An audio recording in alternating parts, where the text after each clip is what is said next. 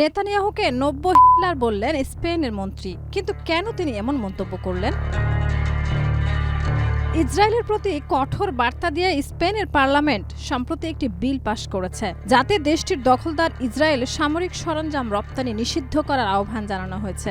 বিলটিতে helmet, bulletproof jacket এবং সামরিক কাজে ব্যবহৃত জ্বালানিসমূহ বিভিন্ন সামরিক সরঞ্জামের রপ্তানি নিষেধ করার সুপারিশ করা হয়েছে।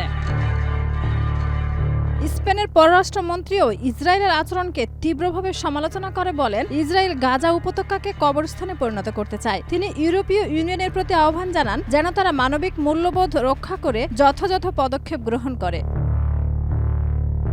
বিলটি পাশ হয় ১৭৬টি পক্ষে এবং ১৭১টি বিপক্ষে ভোটে। যদিও ওই বিল বাস্তবায়নে সরকার বাধ্য নয়, তবুও এটি স্পেনের জনগণ ও আইন প্রণেতাদের একটি শক্ত রাজনৈতিক অবস্থান তুলে ধরে।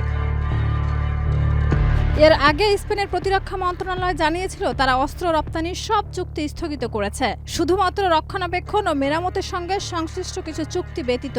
মন্ত্রণালয় আরও জানায় তারা সাময়িকভাবে প্রতিরক্ষা বিমান সংশ্লিষ্ট যন্ত্রাংশ মেরামতের জন্য ইসরায়েলে পাঠিয়েছিল, যা পরে আবারও ফিরিয়ে আনা হয়েছে।